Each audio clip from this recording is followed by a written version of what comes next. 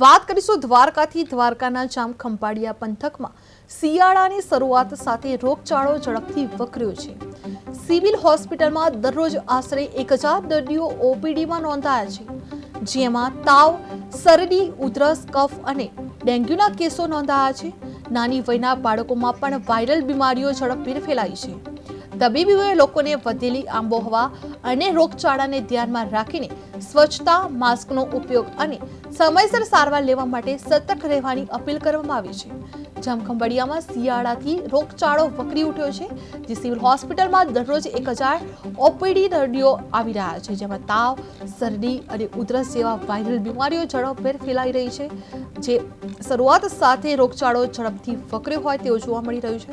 Civil હોસ્પિટલમાં દરરોજ આશરે 1000 દર્દીઓ ઓપીડીમાં નોંધાયા છે, જેમાં તાવ, શરદી, ઉધરસ, કફ અને ડેન્ગ્યુના કેસોમાં સતત વધારો થયેલો જોવા મળી રહ્યો છે। નાની વયના બાળકોમાં પણ વાયરલ થઈ રહી છે આ બીમારી પણ ઝડપભેર ફેલાઈ રહી છે।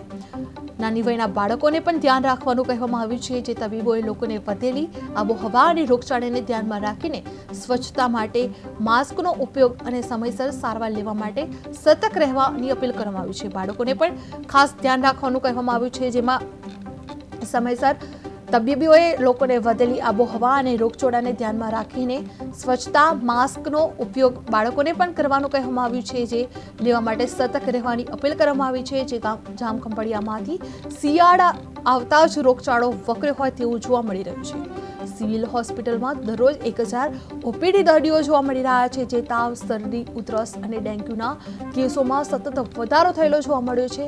બાળકોમાં પણ વાયરલ બીમારી ઝડપથી ફેલાઈ રહી છે, જે તબીબોએ લોકોને સતર્ક રહેવા અપીલ કરવામાં આવી છે। હાલ શિયાળાની ઋતુ શરૂ થતી હોય એટલે વાયરસજન્ય રોગો, કફ, ઉધરસ, શરદી, ડેન્ગ્યુ જેવા રોગોમાં વધારો જોવા મળે છે। અત્યારે દરરોજની ઓપીડી લગભગ 800 થી 1000 જેટલી નોંધાઈ છે અને બાળકોમાં પણ આ વાયરસજન્ય રોગો જોવા મળે છે।